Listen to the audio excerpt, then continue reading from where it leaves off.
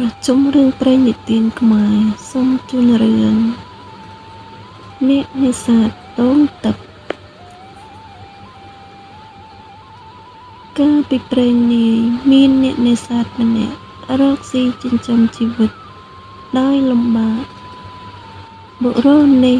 ត្រូវនេសាទត្រីយកមកលក់ចិញ្ចឹមប្រពន្ធនិងកូនចំនួន12នាក់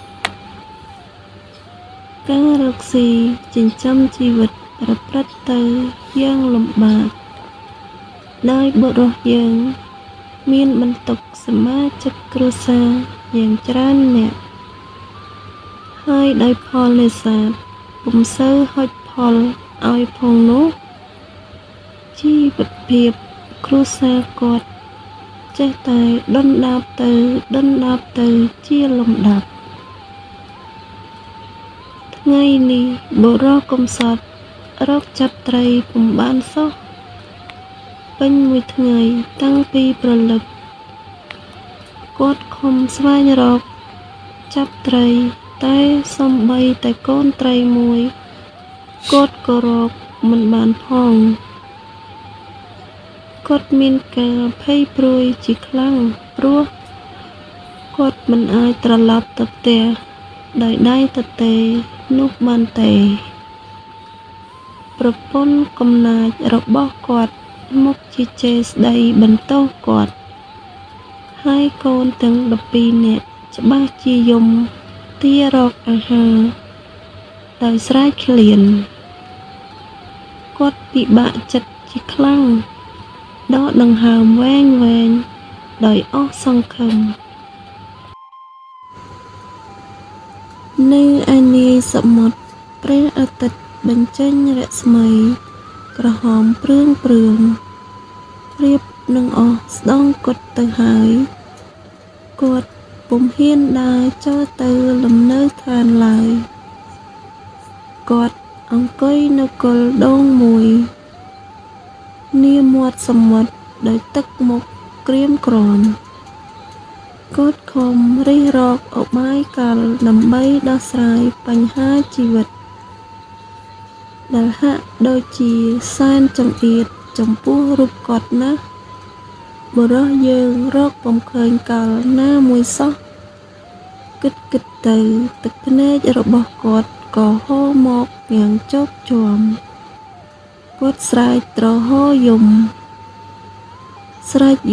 ទាល់តែលង់លក់ទៅដោយឥតដឹងខ្លួន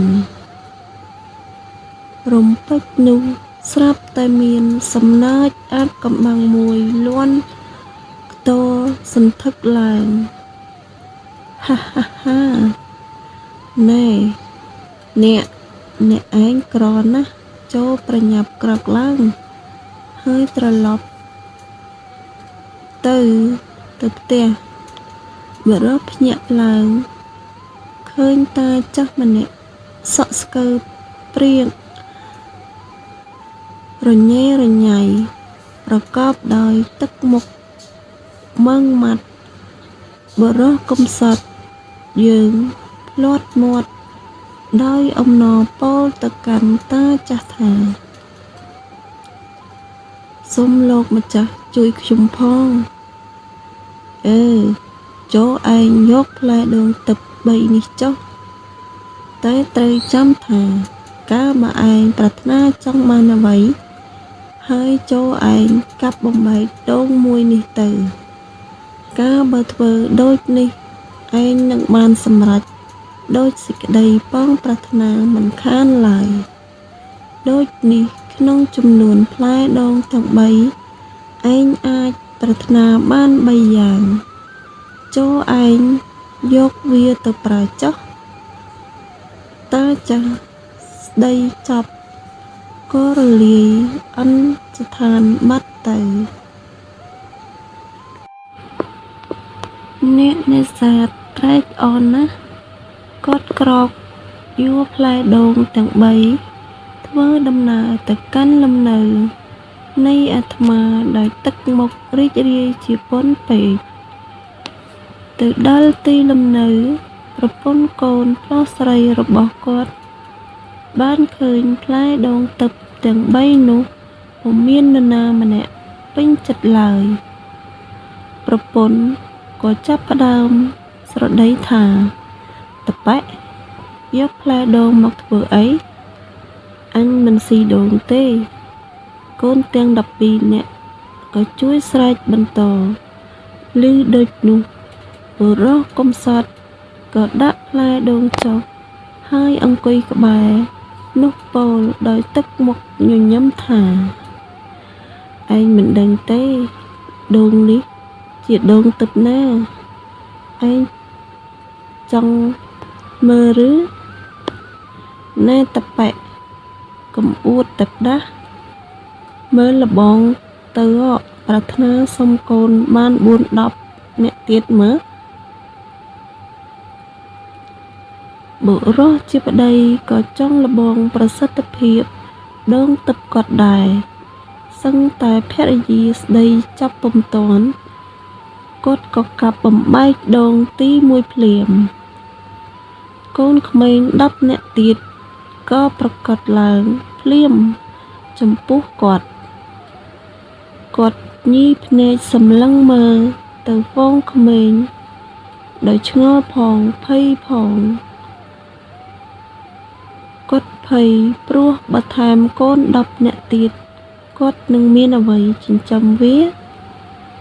ដូចនេះគាត់ក៏បបួលប្រពន្ធគាត់កាប់ដូងដើម្បីប្រាថ្នាសុំឲ្យកូនទាំងអស់នោះត្រឡប់ទៅវិញគាត់ក៏ពោលថាសុំឲ្យកូនទាំងអស់នេះត្រឡប់ទៅវិញចុះយើងខ្ញុំមិនមានអ្វីចិញ្ចឹមវាទេថាហើយក៏កាប់បំបែកដូងទី2ទៅកុមារាកុមារីទាំងអស់ព្រមទាំងកូនផ្ដោតរបស់គាត់ផងក៏រលាយអន្តរាយបាត់ស្រមោលអស់ទៅហើយឃើញយ៉ាងនេះប្រពន្ធស្រែកទ្រហោយំយ៉ាងខ្លាំងព្រោះនឹកស្ដាយកូនគាត់យំរំអុកសុំឲ្យប្តីយកកូនមកវិញបុរសប្តីទល់គំនិតក៏កាប់ដូងទី3បង្ហើយប្រាថ្នាសុំយកកូនមកវិញគាត់ក៏បានសម្រេចដូចសេចក្តីប្រាថ្នាបុរសប្តីប្រពន្ធធ្វើមុខស្ងួតដោយដូងទឹកពុំបានជួយអ្វីជាប្រយោជន៍គាត់ឡើយ